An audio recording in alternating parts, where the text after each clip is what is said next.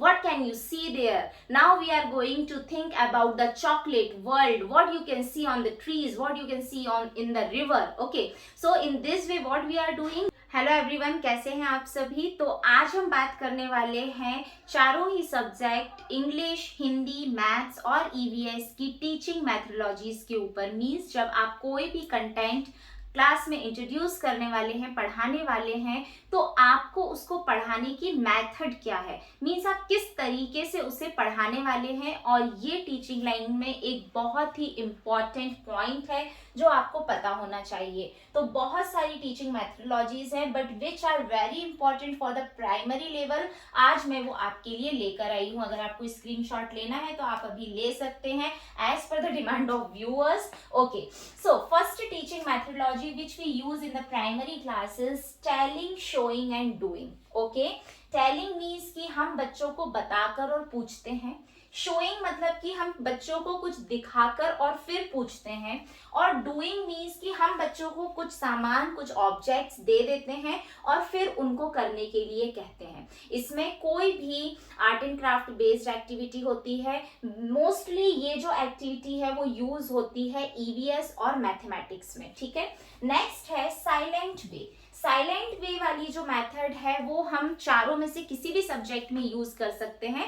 Silent way means teacher is enacting and the child has to guess कि I am mum and child is speaking. Okay, मैं सिर्फ enact कर रही हूँ और बच्चा बोल रहा है। तो this is called silent way method कि teacher is just acting here, teacher is just making the memes here, okay, and the child is replying. Next is direct way. What is direct way?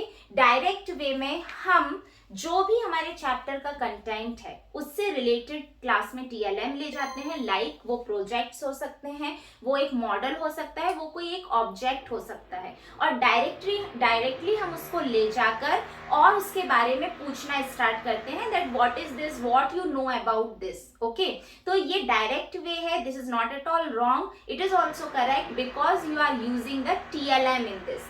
Next है हमारा natural approach. Okay, natural approach होता है guys जब हम जितना भी raw content हमारे chapter में दिया हुआ है, ओके, रॉ कंटेंट को हम कैसे हमारे रियल लाइफ से हम उस कंटेंट को कैसे रिलेट करते हैं, हमारे प्रैक्टिकल बेस्ड एग्जाम्पल्स हम कौन से ले रहे हैं, वो होता है नेचुरल अप्रोच। इसके बाद आता है टास्क बेस्ड। टास्क बेस्ड होता है कि आपने बच्चों को एक एक्टिविटी परफॉर्म करने के लिए दी है, बच्चे उसके सॉल्यूशन के साथ आपके पास आएंगे और फिर आप उसका करेक्ट आंसर उनको बताकर और अपना कंटेंट आगे बढ़ाएंगे। So basically it is an activity based, लेकिन जितना भी प्रोसेस करना है वो बच्चे को उसमें करना है और जब वो रिजल्ट के साथ आपके पास आएगा तब आप अपना कंटेंट पढ़ाना स्टार्ट करेंगे। नेक्स्ट होता है रोल प्ले। रोल प्ले सबसे ज्यादा यूज होता है इंग्लिश और हिंदी में। पोयम्स हैं, स्टोरीज हैं, वो कैरेक्टर्स को आप बच्चों में डिस्ट्रीब्यूट कर देते हैं, बच्चों को यहाँ बुलाते हैं और बच्चों को एज इट इज इनएक्ट करने के लिए या जो भी उनको समझ में आया वो आप उनको एक्टिंग के थ्रू समझाने के लिए बोलते हैं और बच्चा इसमें बहुत एंजॉय भी करता है। नेक्स्ट है हमारा सजेस्ट्रोपीडिया। सजेस्ट्रोपीडिया इज वेरी इंपॉर्टेंट क्योंकि यहाँ पर बच्चों की जो ब्रेन स्टॉर्मिंग है वो होती है, बच्चों की जो इमेजिनरी स्किल है वो इम्प्रूव होती है। सपोज आपने 2 मिनट के लिए बच्चे बहुत शोर कर रहे हैं, okay, all of you close your eyes. Okay, now we are going to think about the space. Now we are going to think about the aliens. Okay, what can you see there? Now we are going to think about the chocolate world. What you can see on the trees, what you can see on in the river. Okay, so in this way what we are doing, we are opening the imaginary skill. We are opening their thinking skill. Okay, so this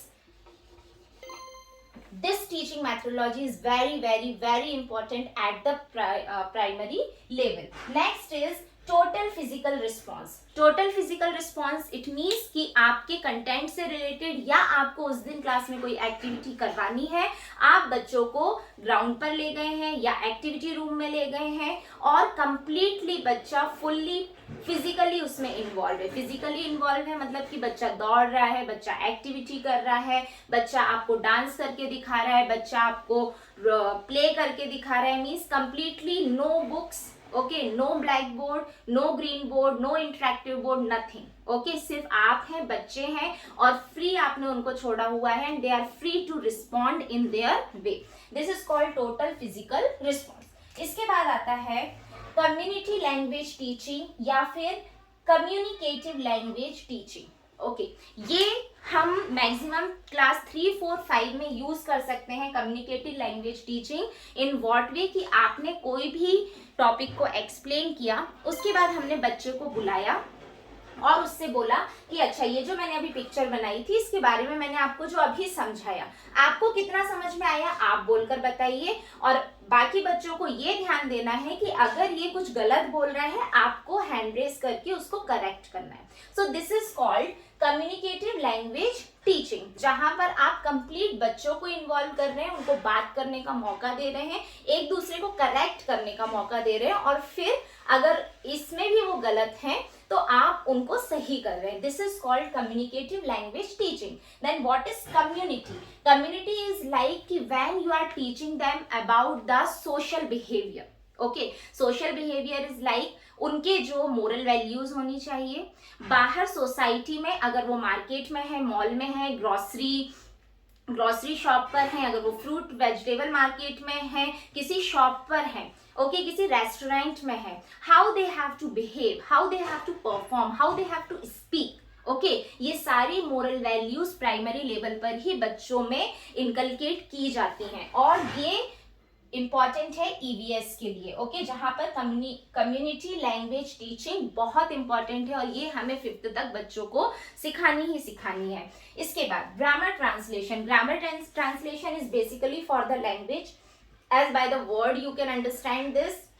grammar translation में बच्चों को example से chapter की तरफ, content की तरफ हमें ले जाना है। ओके, ये नहीं कि सीधा जाके हमने संज्ञा लिख दिया, एडजेक्टिव लिख दिया और हमने पढ़ाना शुरू कर दिया, नहीं, पहले हमें एग्जाम्पल्स देने हैं, then how that example is related to the topic. Okay, suppose अगर मुझे 5th क्लास में, 4th क्लास में टेंस पढ़ाना है, ओके, तो टेंस में डायरेक्टली जाके no it is present, past and future और उसका स्ट्रक्चर ये है, नहीं, हम बोलते हैं, हम करते हैं, ये वहां जाता है, करता है, इसमें आखिरी में क्या आ रहा है, तो ये कैसे सेंटेंस होते हैं, हम इन्हें कब यूज करते हैं, तो आपको पता है इसका एक फॉर्मूला भी होता है, इसका फॉर्मूला ये होता है और आपको पता है इसे कौन से टेंस में बोलते हैं, इसे इस टेंस में। तो इस तरीके से जब आप एक ग्रामर के टॉपिक को इंट्रोड्यूस करते हैं उसे ग्रामर ट्रांसलेशन मेथड बोलते हैं। नेक्स्ट वीडियो मेरा आने वाला है एडजेक्टिव के ऊपर और आप जब वो देखेंगे आपको ये ग्रामर ट्रांसलेशन मेथड